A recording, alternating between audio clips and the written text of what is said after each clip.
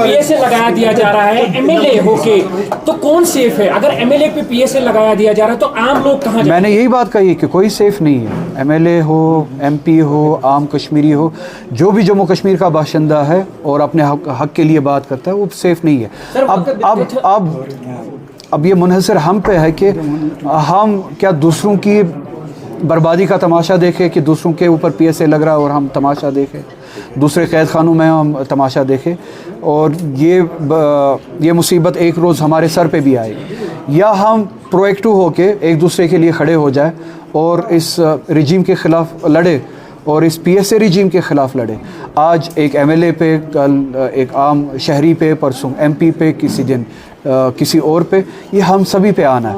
और ये तभी रुकेगा जब हम सभी हिम्मत करके इसके ख़िलाफ़ लड़ेंगे। जिन्हें हमने एतमाद दिया था वो शायद अभी भी समझ नहीं रहे, जिनको हमने वोट के ज़रिए एतमाद दिया था कि इस रिजीम के ज़रिए, इस रिजीम के ख़िलाफ़ लड़े, वो शायद अभी भी इस बात का एहसास नहीं हो पा रहा है कि इसके लिए हमें प्रोएक्टिवली खड़ा होना पड़ेगा और लड़ना पड़ेगा। तो मैं आपके ज़रिए उन तक भी ये बात पहुँचाऊँगा कि अब तो बेदार हो जाए, अब तो इस बात का एहसास हो जाए, अब तो इस बात के लिए तैयार हो जाए। अब अगर वो इस वक्त खामोश रहे तो उन पे भी ये बारी आएगी। अगर वो ना हुए तो हम सभी को इसके लिए खड़ा होना पड़ेगा। जो प्रॉपर्टी होगी वो डिस्प्यूटेड है, यानी उस पर किसी का हक नहीं होगा। दूसरा ये सवाल कि जो एम्बलम जो है तोड़ा गया दरगाह हजरतबल में, उसमें कई सारे एफआईआर भी लगे हैं, आपकी रिएक्शन क्या है? सुप्रीम कोर्ट और हमारे अदलिया से, जुडिशरी से इन जनरल यही गुजारिश है कि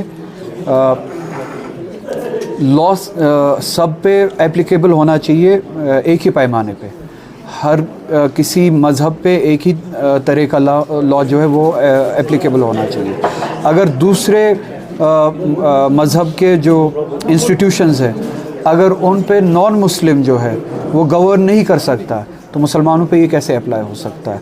और इसी तरह से जो कल सुप्रीम कोर्ट ने कुछ हद तक जो बातें सुनी है उससे एक पॉजिटिव मैसेज तो मिली है, मगर वो एंड नहीं है जो कॉन्स्टिट्यूशन के हवाले से हम सुप्रीम कोर्ट से एक्सपेक्ट करते हैं और इंसाफ से जो हम एक्सपेक्ट करते हैं, अदलिया से जो हम एक्सपेक्ट करते हैं।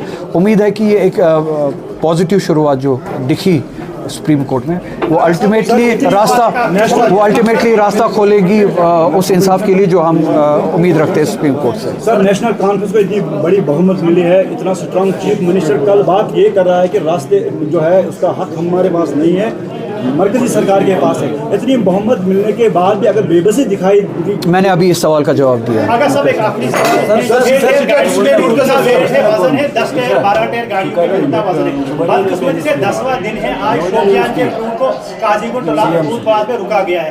अब फिर से वही परेशानी है, अब किसको फिर मैंने इस बात का जवाब दिया और वही बात दोहराऊंगा। स्टेटहुड के हवाले से आपका क्या कहना है कि अभी तक स्टेटहुड का कोई रिएक्शन नहीं निकल रहा? अगर ट्रक वहाँ से आ सकती है तो यहाँ से भी जा सकती है। इसमें 10 टायर 5 टायर का की कोई रुकावट नहीं है।